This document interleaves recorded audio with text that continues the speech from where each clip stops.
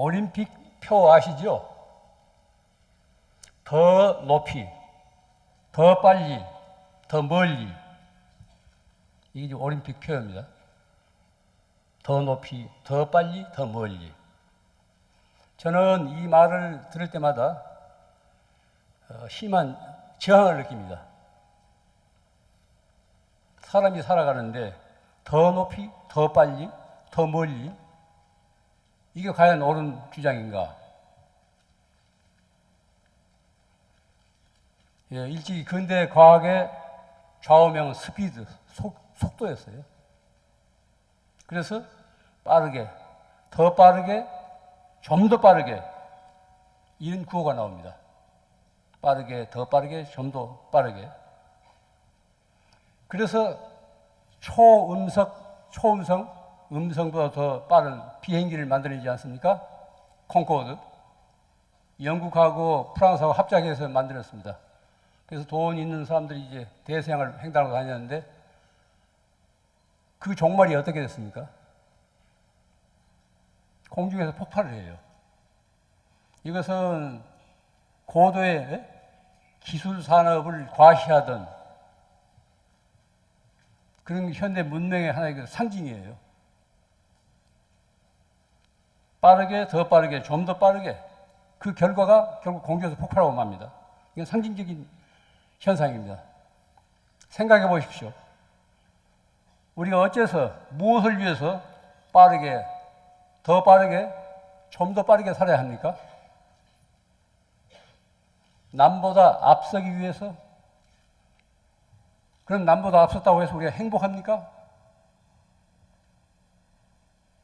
남이 가진 것을 갖지 않았다고, 남이 갖지 않는 것을 가졌다고 해서 우리가 행복합니까? 남보다 빠르게 산다고 해서 행복합니까? 물어야 됩니다. 스스로 물어야 돼요. 묻게 되면은 해답은 그 물음 자체에 들어 있습니다. 남보다 앞서기 위해서 산다는 것은 결코 앞섰다고 해서 행복할 수가 없습니다.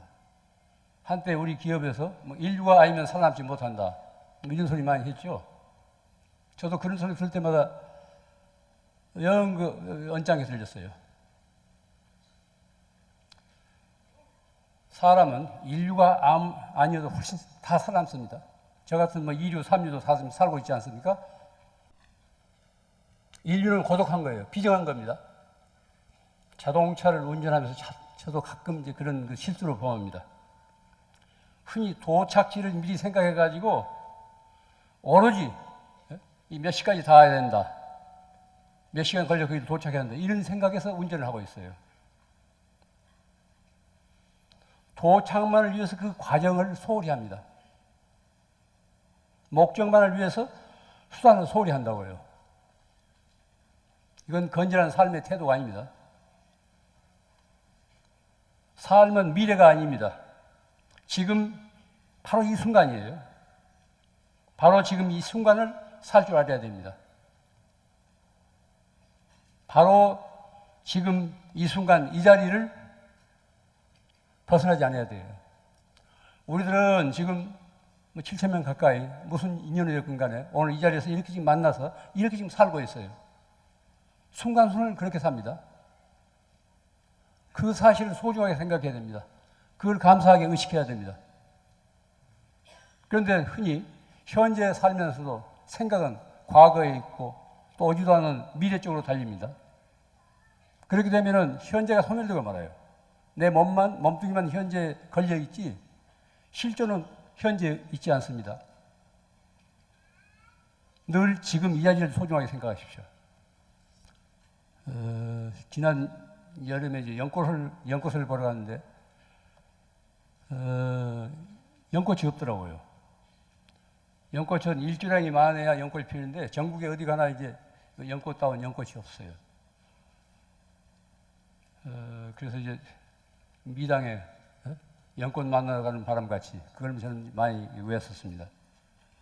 섭섭하게, 그러나 아주 섭섭치는 말고 좀 섭섭한 듯하게, 이별이게, 그러나 아주 영 이별 말고 어디 내 생에서라도 다시 만나기로 하는 이별이게, 연꽃 만나러 가는 바람이라 만나고 가는 바람같이, 한두 철 전 만나고 가는 바람 아니라 엊그제 만나고 가는 바람같이, 이런 시를 외우고 있으면 연 보지 않더라도 내 안에서 연꽃이 피어나요.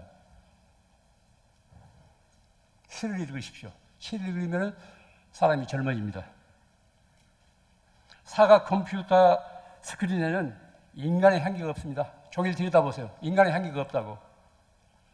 가상세계의 접속에서는 편리함은 있어도 인간의 향기는 없습니다. 현실적으로 구체적인 접촉을 통해서만 그 향기가 배어나옵니다. 그렇기 때문에 무엇이든지 빨리 단박에 이루려고 서둘리 마십시오. 인간이 성숙하는 데는 시간이 필요합니다. 하나의 씨앗이 움트고 꽃피고 열매 맺기까지는 사계절의 순환이 받쳐줘야 돼요. 바로 씨 뿌려가지고 꽃피고 열매 맺을 수 없습니다. 살 줄 아는 사람은 움켜쥐기보다는 쓰다듬기를 좋아합니다. 움켜쥔다는 것 자체 표현 자체가 욕심스러워요. 탐욕스럽다고. 움켜쥔다고 해서 자기 것이 되는 거 아니에요. 쓰다듬을 줄 알아야 돼요. 쓰다듬을 줄 알게 되면 자기 세계와 하나가 된다고. 쓰다듬을 줄도 모르고 그냥 움켜쥐기만 하면 그건 소유가 안 됩니다. 집안에 사 두었다고 해서 그게 자기 것이 아니에요. 그건 어디까지나 내용한 차이찬 물건입니다. 살 줄 아는 사람들은 목표를 향해 곧장 달려가기보다는 여유를 가지고 구불구불 돌아가는 길을 또 선택합니다. 이게 우리 선인들이 살던 삶의 모습이에요. 이 직선은 이건 문명이에요. 문명은 직선을 상징합니다. 그저 빠른 대로. 그러다 보니까 지금 수해가 심한 것도 그래요. 수천 년 그 골짜기에서 이렇게 자연스럽게 적당한 유속을 막아가면서 이렇게 흘러내리는 물줄기가 그냥 다 끊어버리는 거예요. 겨울에 있는 돌도 다 가서 뭐 정원석으로 만들고, 물이 이제 빨리 흐르게 해서 다 끊어버리니까 직선을 하니까 물이 조금만 어디 유속을 견제할 수 있는 장치가 없기 때문에 그대로 뚫고 나오는 거예요. 문명은 직선이에요. 이건 직선은 비정합니다. 자연은 곡선이에요. 비행기 타고 이렇게 공중에서 이 해안이라든가 이 산자락이라든가 보세요. 얼마나 유의합니까? 아주 자연스러워요. 곡선의 묘미를 알아야 됩니다. 곡선의 묘미를 알아야 돼요. 여기 삶의 비밀이 있습니다. 우리가 80년이건 70년이건 한 생애를 사는 길이 많이 보인다고 생각해 보세요. 한번 가상해 보세요.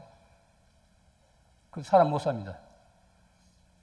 내가 앞으로 살 날이 30년, 20년 혹은 10년이 남았다고 가정해서 그 길이 지금 저 종점이 환히 보인다고 생각해 보세요. 그건 살 맛이 없어요. 그건 못 삽니다. 앞이 보이지 않기 때문에 구불구불 돌아가면서 새로운 꿈과 희망을 지니면서 참고 견디면서 살아가는 거예요. 곡선은 그런 묘미가 있습니다. 그렇기 때문에 뭐든지 성급하게 움켜쥐려고 하지 마세요. 지난날 우리 조상들의 느긋하고 여유 있는 유유자적한 생활 태도를 그 후손인 우리들은 다시 배우고 익혀야 됩니다. 때로는 천천히 돌아가기도 하고 가다가 쉬기도 하고 또 길을 잃고 헤맬 수도 있어야 돼요. 경제 논리로 따지지 마십시오. 뭐 시간 낭비다 뭐 있다고 하는데 그것은 2차적인 것이지 1차적인 것이 못 됩니다. 걸핏하면 경제 논리로 모든 걸 따지라고 하는데 그건 아니에요. 천천히 돌아가기도 하고 가다가 쉬기도 하고 길을 잃고 헤맬 수도 있어야 돼요. 이런 삶의 기술이 필요합니다. 이거 삶의 기술이에요. 이게 하나의 다른 말로 하면 지혜예요. 단순한 테크닉이 아니라 살아가는 데 하나의 지혜라니까요. 이와 같은 삶의 기술을 통해서 자기 자신을 보다 잘 이해하게 되고 또한 타인을 이해하고 받아들이게 됩니다. 이웃과 함께 사는 유대를 이루게 돼요. 자기 자신에게 주어진 상황을 어떻게 받아들이냐에 따라서 삶의 질이 달라집니다. 시간에 쫓기는 사람은 죽으러 가는 사람이에요. 그저 아따또 그냥 죽으러 가는 사람이에요. 결국 종점이 죽음밖에 없으니까. 화장터를 향해서, 묘지를 향해서 그렇게 쭉 가는 거예요. 시간을 즐기는 사람은 영혼의 밭을 가는 사람입니다. 시간을 즐길 줄 알아야 돼요. 똑같이 하루 24시간을 살면서 어떤 사람은 그 24시간에 쫓기고 어떤 사람들은 그 24시간을 즐기면서 누릴 줄 알아야 돼요. 사람은 홀로 사는 존재가 아닙니다. 사람 인자를 보십시오. 사람 인자. 짝대기 두 개가 서로 이제 버텨 의지해 있는데 하나만 가지고는 독립되어 살 수가 없습니다. 사람이란 그런 거예요. 서로 의지해 삽니다. 또 의지에 있어야 사람 구실을 해요. 뭐 저 같은 사람은 이제 혼자 사니까 이게 사람도 아닌가? 시간적으로 공간적으로 홀로 있다고 해서 혼자 떨어져 있는 거 아닙니다. 무수한 관계 속에서 시간적이나 공간적으로 서서 떨어져 있다 하더라도 세상에 지금 함께 살고 있는 거예요. 그러니까 제가 이런 데 와서 뭐 이런 잔소리도 하지 않습니까? 사람이란 그런 거예요. 서로 의지해 삽니다. 관계를 떠나서는 살 수 없다고요. 수많은 생물들과 함께 어울려서 살면서 어떤 커다란 생명의 조화를 이루고 있어요. 이 세상에는 사람만 살지 않습니다. 많은 생물들이 함께 살고 있어요. 서로가 주고받으면서. 소위 기술자와 전문가들은 특정한 부분에만 집착해가지고 전체를 내다볼 줄 몰라요. 과학기술이 발달된 소위 그 선진국에서 만드는 약품들 보십시오. 뭐 비근한 살충제를 보세요. 농사 짓는데 이제 자꾸 벌레가 끼니까 살충제를 많이 쓰지 않습니까? 그러면은 살충제 그 벌레만 없어진 거 아니고 그 곤충은 없어진 거 아니고 먹이사슬을 통해서 다른 것도 없어진다니까요. 이 세상은 다 모두 필요해서 있는 거예요. 파리 모기가 없으면 좋을 것 같지만은 파리 모기가 없게 되면은 생태계에 어떤 큰 변이가 온다고. 그래서 더 나쁜 해충이 더 이제 극성을 떨 거예요. 제가 사는 강원도는 요즘 그전에는 이 산에 열매가 많이 맺히고 그랬는데 열매가 별로 맺히지 않았어요. 뭐 돌배 같은 거, 산자두 같은 거 많이 맺히고 있는데 안 맺혀요. 물론 이제 비도 많이 왔겠지만은 이유가 그거라네요. 솔잎폭발을 방지한다고 해서 항공 방제를 가끔 해요. 솔잎폭발을 죽인다고 해서. 그런데 거기에 이제 필요한 그 곤충들이 같이 죽는 거예요. 벌이나 나비가 못 사니까 이게 촉매작용이 안 된대요. 그러니까 열매를 못 맺히는 거예요.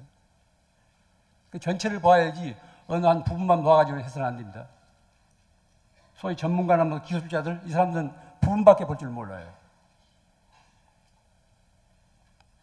부분을 잘 봤다고 해서 노벨 화학상을 주고 뭐 물리학상을 주고 그러잖아요. 몇 해 안 가면 그게 다 이제 어떤 의미에서 무가치한 일이 되는데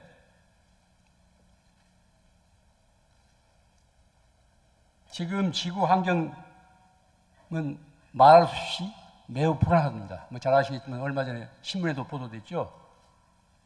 지금 지구 환경 위기가 9시 15분이래요. 12시가 종말이라네요. 12시가 종말. 그러니까 지구 종말이 지금 이 지구 환경 위기 시계로 따지면은 2시간 45분이 남는 겁니다.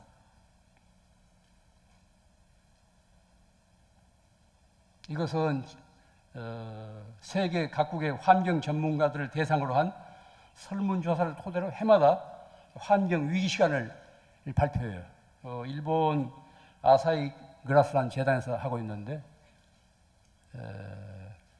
환경 전문가들이 이 전문가들 의견이기 때문에 상당히 우리가 신뢰할 수 있습니다. 그리고 금년이 지구 환경 위기가 제일 아주 나쁜 해라는 거예요. 그런데 이런 현상은 우리들 생활 자체가 변화되지 않으면 이런 현상은 갈수록 더 심할 거랍니다. 하나밖에 없는 이런 그 지구, 우리 삶의 터전을 누가 이렇게 병들게 만들었어요? 그 지구 안의 사람들 탓이에요. 물론 우리나라 같은 경우도 이제 책임이 없는 건 아니지만 소위 그 대량 생산, 대량 소비, 대량 폐기하고 있는 미국 같은 그런 산업 구조, 이런 나라들이 지금 지구를 다 오염시키는 거예요. 대기를 오염시키고 있는 그 아황산 가스 배출량이 미국이 전 세계 28%를 차지하고 있어요. 지구 온난화를 만드는 주범이 미국의 소비에 말하자면. 그래서 유럽에서는 유럽의 홍수라든가 가뭄이 이 미국 탓이라는 거예요. 우리나라 같은 경우는 거기다 비하면 세 발의 피입니다. 전 세계 인구 중에서 5%밖에 차지 않는 나라가 거의 전 세계 자원을 독점하다시피 해가지고 마음대로 쓰고 휘두르고 그러지 않습니까? 우리가 보고 듣고 말하고 생각하고 행동하는 것은 업이 됩니다. 업. 카르마. 제가 요즘 어디 가나 이 업에 대해서 많이 이야기합니다. 업이란 무언가? 순간순간 우리가 보고 듣고 말하고 생각하고 행동하는 것, 이거 업이 돼요. 이것이 두터운 것을 업장이라고 그러잖아요. 업장. 그래서 뭐 절에서 업장 소멸해서 3일에 참여한다고 그러는데 이거 업이에요. 그러니까 순간순간 내가 말하고 보고 듣고 생각하고 행동하는 것이 나를 만들어 간다고, 내 자신을.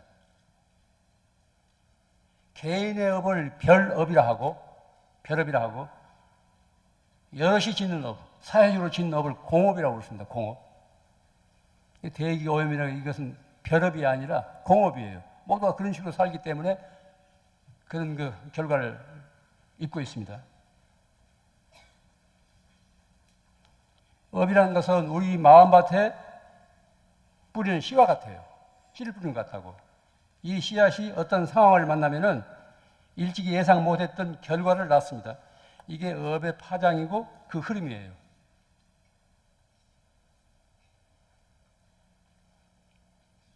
요즘 같은 생태계 책임이 공업이라고만 생각하지 마십시오. 공동체란 뭡니까?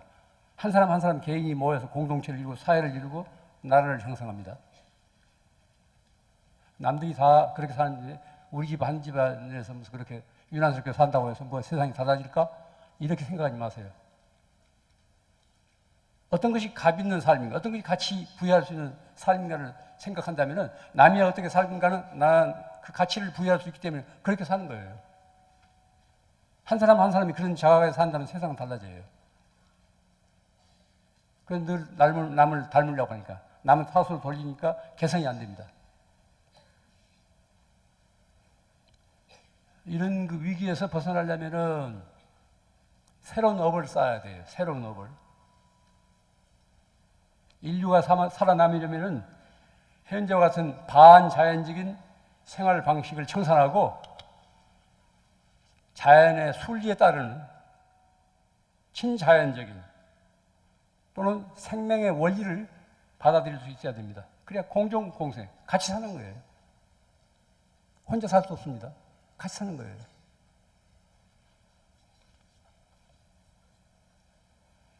현대인들은 너나 할 것 없이 모두가 자기밖에 모르는 이기주의자들입니다. 물론 저 같은 사람도 그 중에 하나예요. 개인뿐 아니라 사회, 집단, 국가도 다 그렇습니다. 모두 저 목 챙기기에만 급급하지 이웃을 생각하지 않아요. 남을 배려할 줄 몰라요. 모두가 자기네 이익만 추구합니다. 모두가 자기 중심적이에요. 덕이란 무엇입니까? 남을 배려하는 그 마음입니다. 그래서 큰 덕자라고 하지 않습니까? 남을 배려하는, 이웃을 배려하는 그 마음이에요. 곧 자비심이에요, 자비심. 잘 아시겠지만 우리나라에서 한 해에 1만 2천 명의 어린이들이 버려지고 있대요. 통계입니다. 통계라는 것은 그 비싸지 정확한 숫자는 아니에요. 한 해 1만 2천 명의 어린이들이 이제 버려지고 있대요. 뭐 여기서는 주로 이제 미혼모하고 뭐 이혼 그런 가정에서 오는 현상인데, 소위 그 말 못할 사정 때문에, 말 못할 사정? 말 못할 사정이 어디 있어요? 이거 구실해. 자기 자신밖에 몰라서 그런다고. 어린 생명을, 자기를 의지해서 나온 이 세상에 자기를 의지해서 나온 어머니가, 아버지가 모른 내버리잖아요. 이런 짓은 인간의 도리일 수도 없습니다. 또 이런